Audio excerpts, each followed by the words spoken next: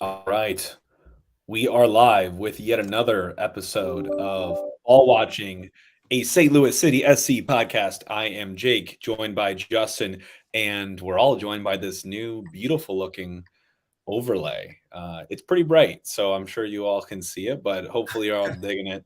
Just a little bit something we wanted to put a little professional touch on and make this a cooler atmosphere and environment for you all to hang out in. So, packed agenda today. We are doing a Charlotte FC preview, but a couple other things to get into before that. We're going to do our five-a-side like normal. We're going to do last kind of thoughts on the Austin game. We're going to do a preview of Charlotte, get into our predictions. Obviously, got to hit Graham's hammer, the Grahammer, and finish with some listener questions. So that is the agenda for today. And Justin, I believe you set us off for this week's five-a-side. What do we got? I did. So we kind of went back and forth. I wanted to also specify on this one because I don't know why I can't pick an easy one just like animals like you did, but I wanted, with this being the first home game, I wanted to do a St. Louis-based five-a-side. So I did St. Louis bars and restaurants that we think people need to hit while they're in town. Either if you're in town, coming from out of town, or if you live in St. Louis, this is a big St. Louis weekend. Go support all the local places around here. And yeah, that's pretty much it. I'll actually let you. You went first last time when we had I went animals. first last time. You go ahead. But no. We got to do it to where we got to go back to. If I pick the five-a-side, you go. The other person goes first. Okay. So I'm gonna let you go now. first. Yep. We'll start it now. So I've got a little bit of some themes to mind, but I'm going to go off the bat and go to my like nice dinner special. Like if you're bringing your family in or people are coming from out of town, you want to get a good meal at a really cool up restaurant in St. Louis. I'm going to send you to Olive and Oak with my first pick. It's a hell of a spot, great food. It's constantly changing on the menu. Got a lot to offer. So I think I've never had a bad experience there. It's a little bit hard to get into, but it is a cool spot. All right. I'll take that. I'm surprised you started with a nice spot, but I don't even, I might even have one of mine. I'm going with the biggest staple for St. Louis. I'm going with Emo's. It's not like the nice spot, but you got to get that pizza that's St. Louis style. If you're coming from out of town, most people hate it. Give it a shot. You got T-Rabs, Provel Bites, Jason Tatum sponsored. You know they're local. I'd say it's the biggest staple in St. Louis for food. That's fair. Okay. So if we're going to go the St. Louis, then I'm going to switch mine for an after dinner kind of drink or like going out vibe. I'm going to go McGurk's.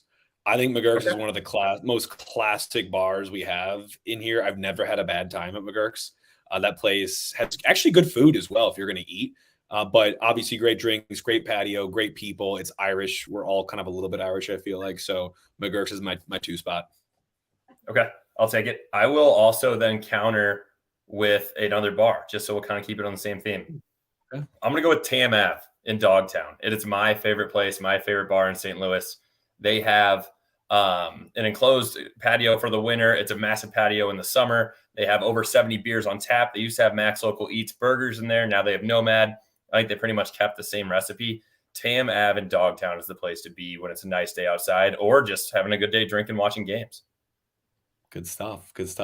And you literally just mentioned my third pick, Max Local Eats, man. If you're looking for a good burger in St. Louis, like look no further. This place just delivers the best smash burgers. If that's what you're into. Some people are into like the thick stuff. I'm into both, but Max Local Eats is phenomenal. They have the red hot riplets fries. I mean, mouth watering. This place is phenomenal. So I actually haven't been there in a while. I know they moved close like to where SLU is now, but SLU High. But that place is banging. Max Local Eats. That's a very good pick. I will take that. That is probably one of my favorite burgers in St. Louis and what kind of drew me to Tam.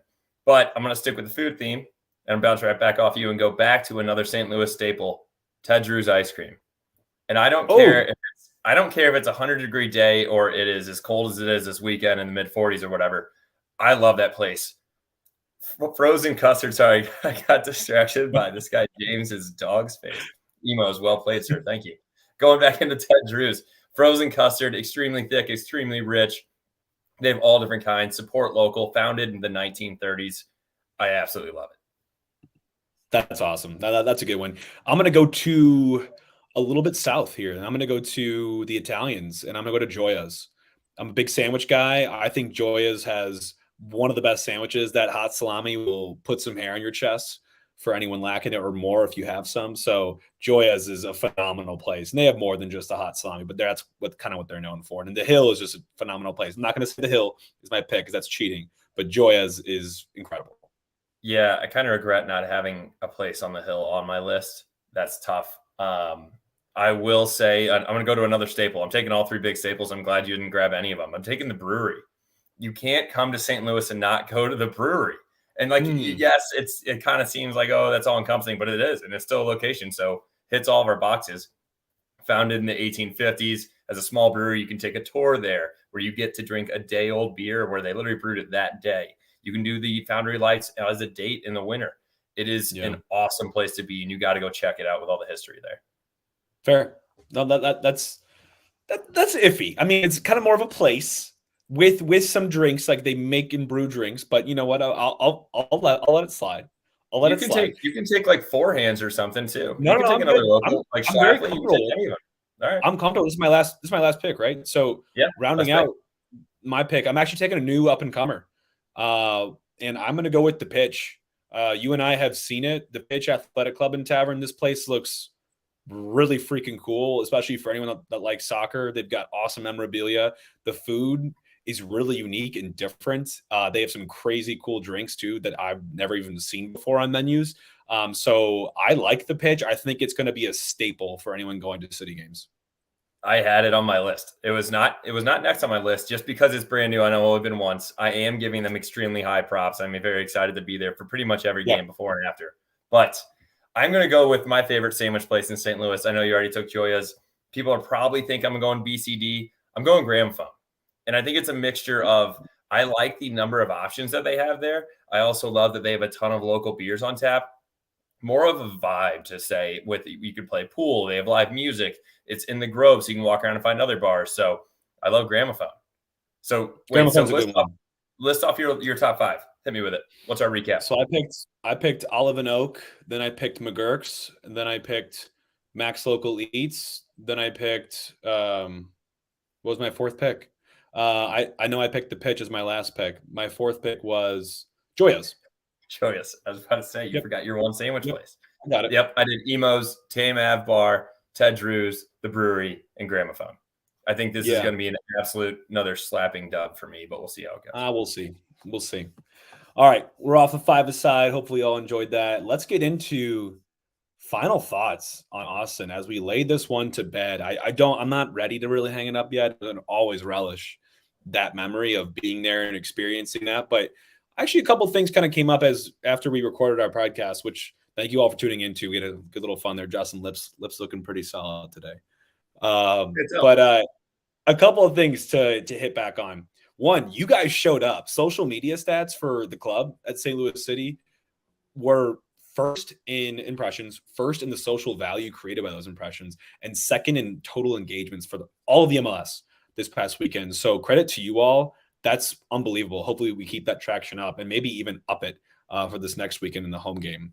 My second thing that I wanted to get to before I kick it over to you, Justin, is people talk about designated team, and we definitely still are, but our designated players really did show up for this game. And that's going to be something we need to see consistently throughout the season, because Leuven made the match day one team of the week.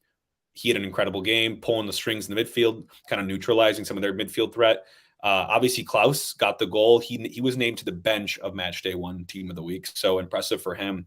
And he's actually got his goal on the MLS, AT&T 5G goal of the week. So go vote for that if that is still open. And Carnell got the coach of the week. So look at us, our three guys kind of pulling through and being recognized with honors that they definitely deserve.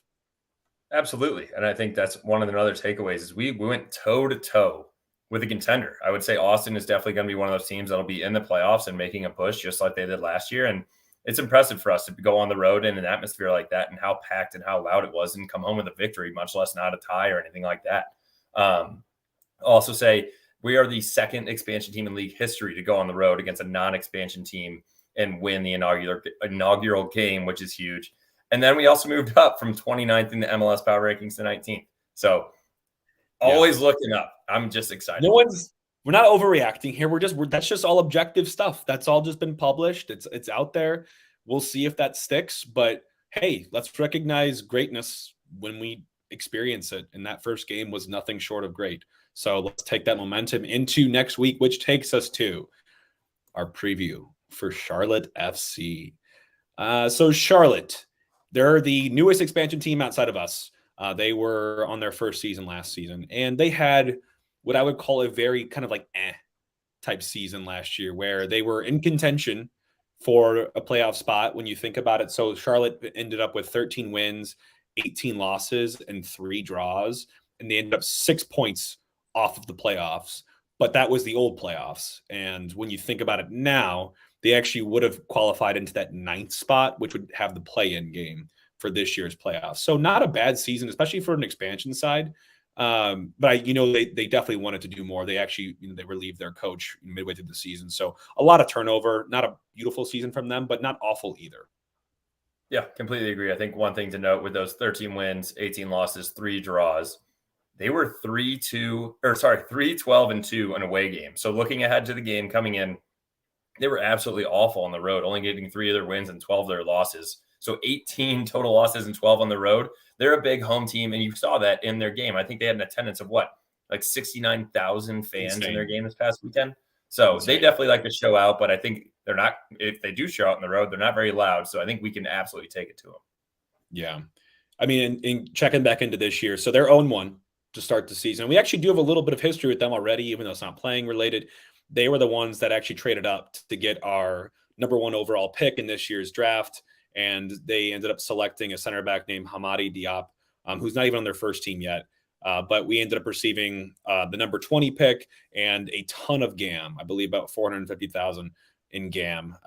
But we ended up trading that pick, and things happened for us to get Owen O'Malley at number 9.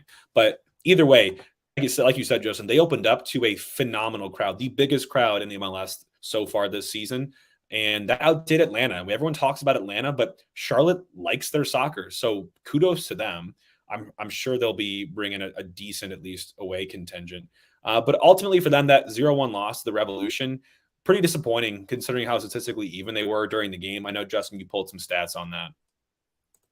Yeah, so I think it was, even though they went down just on a deflection in the 89th minute, the XG in the game was 1.3, and there was a lot of possession, with the majority of it, it was actually almost 40 crosses into the game. So you kind of see that they were playing down the wings on both sides, probably trying to work through the middle with the possession being that high, but then ultimately not, and resorting to the wings and trying to whip balls in. And it doesn't seem like either of them are really that strong in the air from Revolution or Charlotte. So not being able to put away over 40 crosses. And then it was actually pretty even for a game. They had a ton of shots. It was 15 shots with 4 on goal for Charlotte and 15 shots with 5 on goal for the New England Revolution. In possession being with Charlotte just a bit over 50% at 54% to 46 for New England Revolution. So it seems like it was a pretty boring game, honestly. I mean, a couple good shots here or there, but besides the 89th minute finisher, but kind of a trash goal is what it seemed like. So enough about the game that they already played. Let's move into what we're talking about for this weekend. Who would you say we need to watch from their team, Jake? Yeah, that's a good question. I think what my mind immediately goes to kind of their front line, and that is bolstered by a new signing in Enzo Copetti, who is going to be their center forward, their striker. They signed from a club in Argentina called Racing Club in January. He had 11 goals, 4 assists last year for the club. Not proven at this level yet, but I think they're hoping to be their leading man up front. But you can't look too much further than Karol Swiderski, who has got a sick name. He's a Polish international. He actually played in Qatar for the World Cup, so he's got that under his belt. And he's kind of like going to be their second striker. They're kind of number 10 that'll create chances, also put away chances. I also want to just mention this as well for anyone that watched highlights or maybe even caught the Charlotte game. I want to nominate him for an Oscar for his performance doing a triple somersault after a foul. It was legitimately impressive. People that hate diving, look away. People that kind of want to eat this up when it's not their team, go look at it. It was incredible. I mean, arms flailing, legs flailing. This guy, he probably went to acting school at some point. Like it was impressive. If he does that here, he is going to get booed for the rest of his career. It's going to be a hostile environment, especially being our first one. And rowdy. A 7:30 p.m. game. It seems like the weather's going to be pretty nice in St. Louis. Not overly nice, maybe gets up in the 50s, but an exciting game nonetheless. But also getting back into the game, talking about Charlotte's style of play. So you're looking out for those guys, but also their coach. Am I going to get this wrong, Jake? Latanzio? Yeah, go for that. Latanzio. Yeah. I was going to say Latanzio, but that works. He kind of, for the majority of the season last year, they played a 4-3-3, and that's really also being able to, they will play it out to their wingers when they can, but they're really looking to push up, especially when they get the ball in the opposing team's half, playing their center backs a little bit higher and pushing up their midfield and pushing it up through the middle and putting a lot of pressure on us in the middle, which is going to be interesting with how we looked in this. Sorry, I'm laughing at more comments on the screen. With how we looked and how we played against Austin as well.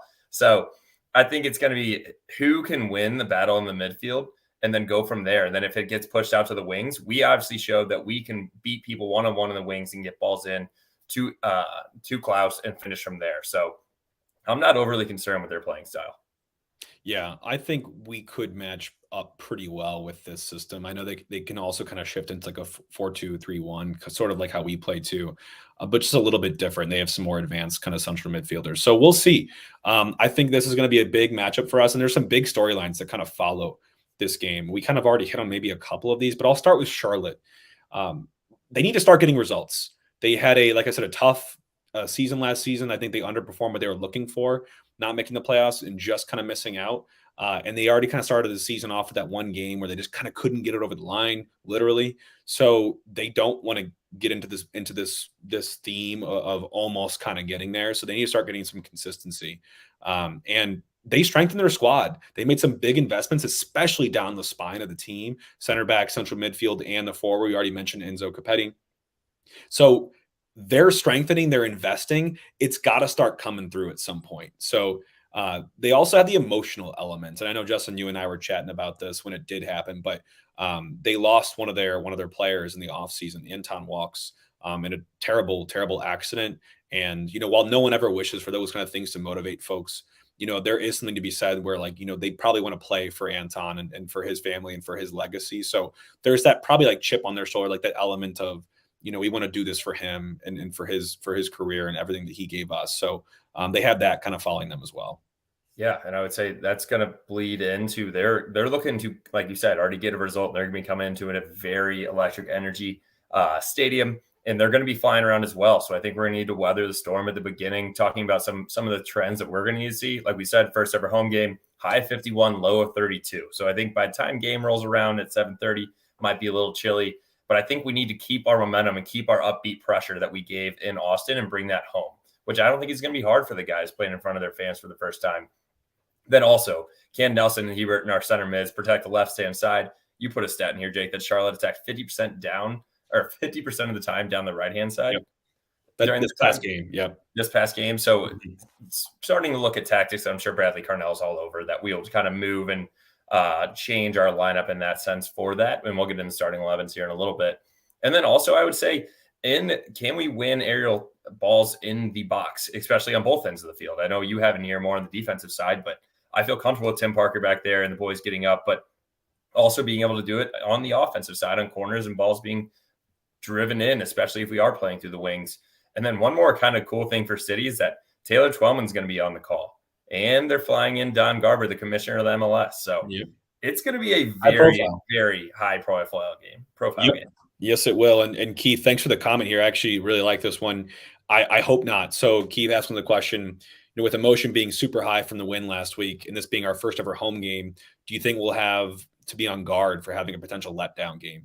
I don't think so. I think for a team in their first season, their second ever game, and their first ever home game, I would hope that would be the last problem we could experience. I think they're going to actually be on their highest of guard for this game and knowing how much it means to the city and to show out really for all these fans that have, been invested in this for so long. So I'm personally not worried about that at all. I think they're going to want to answer that huge win in Austin with an even bigger win here at home in front of the home fans. I sure hope so. It's going to be an awesome day. All right. Let's get into projected starting 11. But first, while I'm pulling that up, so anyone here tuning in on YouTube, Twitter, Facebook, wherever you're at, shoot us a follow on our social media. Here we have our handles on the overlay here at Ball Watching STL, or subscribe to us on YouTube. We have a ton of new faces that just got in here, so welcome to everyone that has joined us. This is Ball Watching. We do this twice a week now. We're doing previews and kind of post game recaps after these games, and we're having a hell of a time doing it. I never thought it would turn into something like this, but this has been pretty cool. It's been Yeah, awesome, especially down in absolutely. the first game, and it's finally coming to life. It's taken forever, but oh boy. Yep. Let me get out of this view and get into dropping the overlay. Hold on. First time with the overlay, not going. First time with the overlay. You guys could, All right. let's see if we could guess names. Okay. Here we are. So the lineup for us today, for the visual people, you can see it on the screen. For those that cannot, we'll kind of voice it over for you. But essentially, we've got the unchanged starting 11, and I'm saying that with an asterisk. Indiana Vasilev did start ahead of Blum in the first game, but he came off, I think maybe 15 minutes in with a concussion-like symptoms. He actually broke his nose, so he's wearing a mask, and he should be available for this game. But I do think that Blum played himself into deserving to start back in the central midfield. So an unchanged team. I'll start from the back. Roman Berkey in the pipes, not overly tested at all in that first game. So he'll probably have a little more action to come in this match against Charlotte, I would imagine. John Nelson on the left back, Kyle Hebert, left center back, Tim Parker, right center back, Jake Nerwinski on the right back. This unit played, I'd say, pretty well in our first game. I was pretty excited for them, and I don't think there's any reason for Cardinal to go in and kind of tinker with this at this point yet. What are your thoughts? The only thing I would say is I think Jake, we might need to help him out a little bit on the right side. Maybe he had the jitters in the first game. Rewatching the game and seeing the goals. Shout out Kevin Burke for kind of calling this out. I think he got dunced a little bit. He got crossed up on both of them. So something that we should probably just keep an eye on, but nothing to be concerned with yet. Yep. But then as we move into the midfield, I think our three main guys that we talked about last episode and continue to talk about, Edu Leuven, Blum, and Thomas Ostrak. I think those are the guys that really are going to need to play another strong game for us against an opposition that is going to look to try to beat us through the middle, very similar to how Austin did. So I think those three guys are going to be the key. On that note, before we got to the midfield, Justin, we got to comment on what do you think of Blum's performance? I think it was great to see him not even start the game, but to get inserted kind of against, what the coaching staff and him probably would have preferred, at least at the time. I think he had a great game getting stuck in on tackles, contributing even in more advanced positions to goals as well. So I love to see that from him. He was kind of one of the I think he actually caused the giveaway that led to Stroud's goal. I think he was part of that buildup. At least pressuring and kind of forcing that. So it's kind of hard he's not going to show up on the stat sheet, but I think it was a good performance. I think he actually did show out really well. So I'm excited for Blum to keep it up in the squad. Let's go up top. I was going to say, it's just to add on to that. I think it's extremely impressive because he was the one that was added the latest to the squad. So he just flew in probably like a month ago from South Africa and has already been attuned to the culture and the team and already to the playing style and the chemistry with the guys. I thought he played extremely well for coming in so early off the bench and not expecting to hop on at that time. So, yeah, I'll let you take it. Let's go through the top. Unchanged up top. Jared Stroud, left wing. Joel Klaus up top. And Rasmus Alm on the right wing. We are getting back, I think, Isak Jensen this week. I know he had a little knock during the last part of the last week. And Celio Pompeo actually came in the game. So I think we have some depth here. But Jared Stroud got off to winning ways. And obviously Joel Klaus got on the board. I was actually really impressed with Jared Stroud.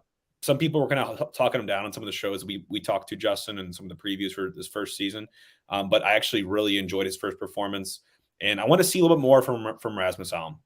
He had a great diving header that was saved kind of off the line, which I was impressed with. So nothing to change here for me, but I want to see more from these guys as they kind of continue to grow and evolve in the system.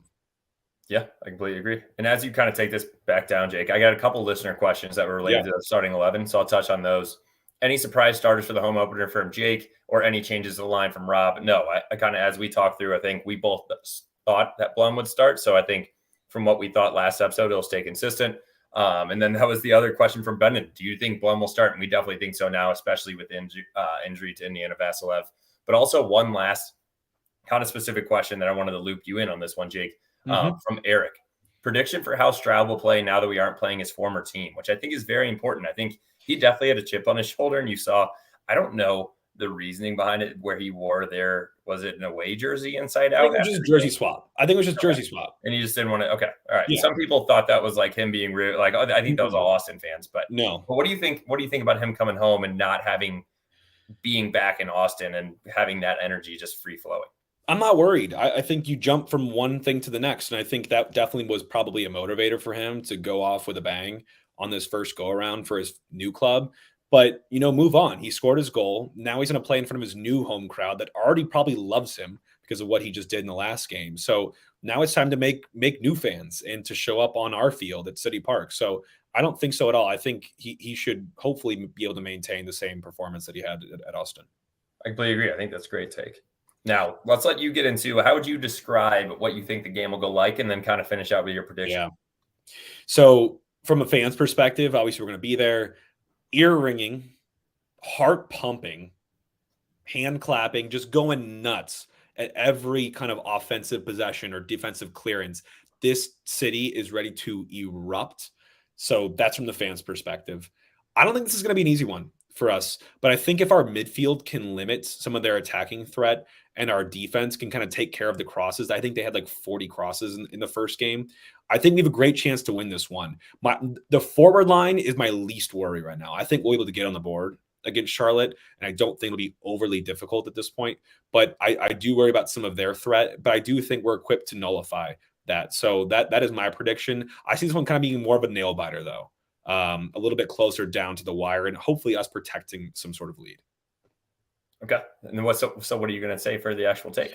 My prediction for this game, with that all said, is a edgy 2-1 W for City. Probably with that second goal coming a little bit later on. But otherwise, I think being a pretty tight affair. All right. I'll agree with that. And I'm going to keep, I'm not going to describe that. Everything you described from the fans and we're going to see on the field is going to be very similar from my take as well. I'm going to say a 1-0 win. I think we're going to get our first shutout at home as well. And I don't think it's going to be an easy goal for us. I don't think it'll even come early. I think we're looking at a goal in like the 74th and then packing it in. So that is my prediction going into it as well. Love it. 2 dubs from the 2 hosts here at Ball Watching. Go ahead and just stamp that right now. But while we're stamping, Justin, you want to get into the Grahammer this week? Yeah. Sorry, I was just updating some of the odds. They've already moved a little bit. So not a whole lot. This is a lot closer of odds than I thought, which means Vegas still doesn't believe in us, which is fine. That just means better odds for us to make more money. So money line, regular time. For Charlotte to win the game is now plus 160. For us to win the game is plus 155. And a tie is 230. So that just flip-flopped from last night when I updated these. So it is literally basically, if you were to say this was a basketball game, it would be a half-point spread. It's basically whoever's going to win. There is no spread. There's nothing else to look into it. If you want to also take City to win, and then if we tie, you would get your money back. That's minus 115. So draw no bet is minus 115 for both teams. So it is a very even match game. The over-under, 2.5 goals. The over is minus 130. The under is plus 100. And yeah, what are your initial thoughts there, Jake? My initial thoughts is I feel like it lines up with everything that we just said. I think Vegas maybe learned a little bit from the first game that we're a little bit better than they thought we were, being the biggest underdog of MLS Match Day 1. And now I think it's kind of correcting itself. And we're up against a team that I'd say is kind of in our ballpark.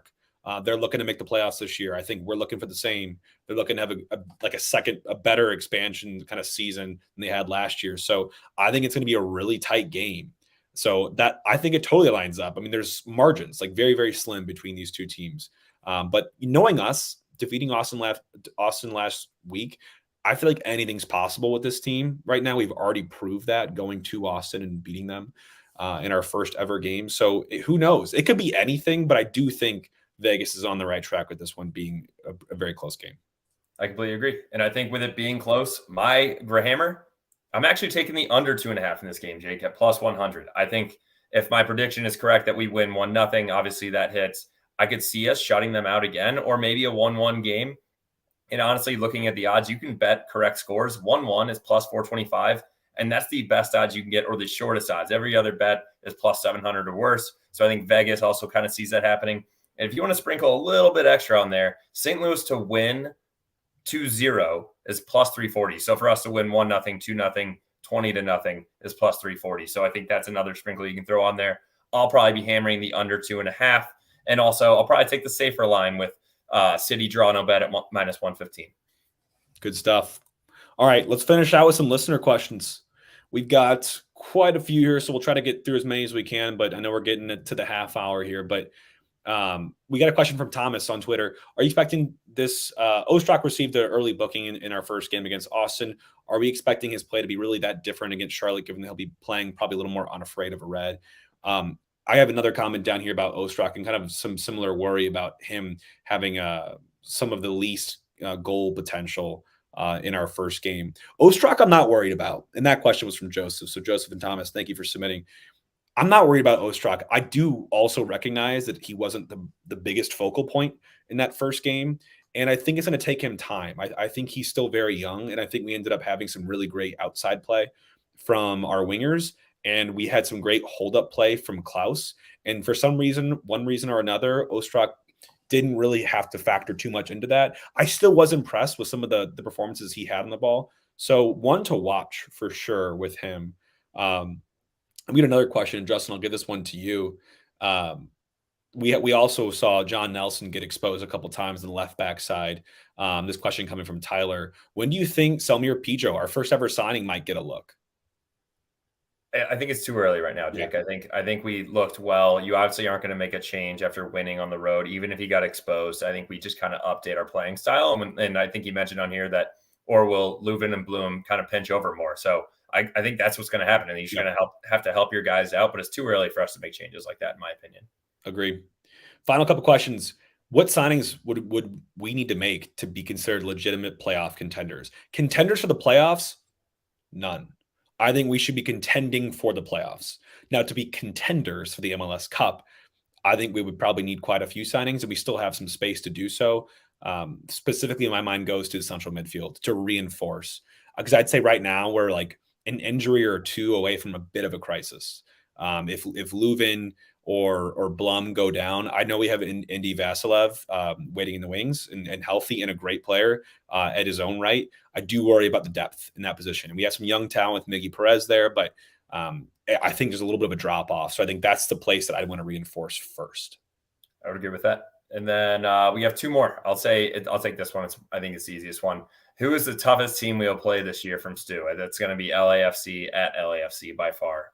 That one will be an interesting one. We'll wait till we preview that one, but we'll see where we're at. That's later on in the season. So We'll have plenty of games under our belt. But Jake, I'll hit you with this last one. It's perfect for ending this. What are the biggest hurdles to win this game this weekend? And that's from Eric.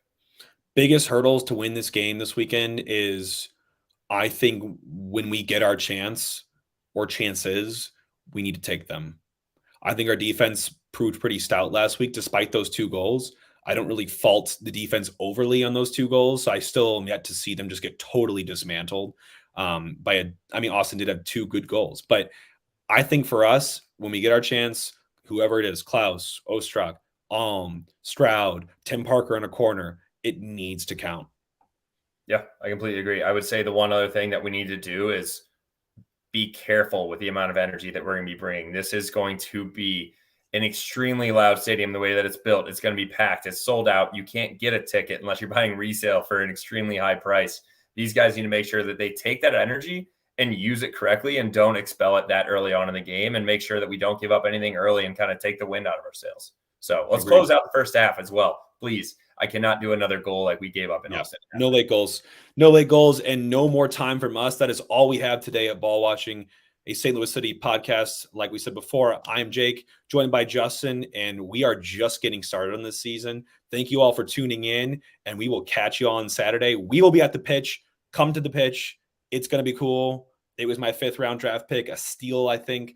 Let's go drink some beers and celebrate what's hopefully another big W for the club and for the city. Let's go City. Let's go City.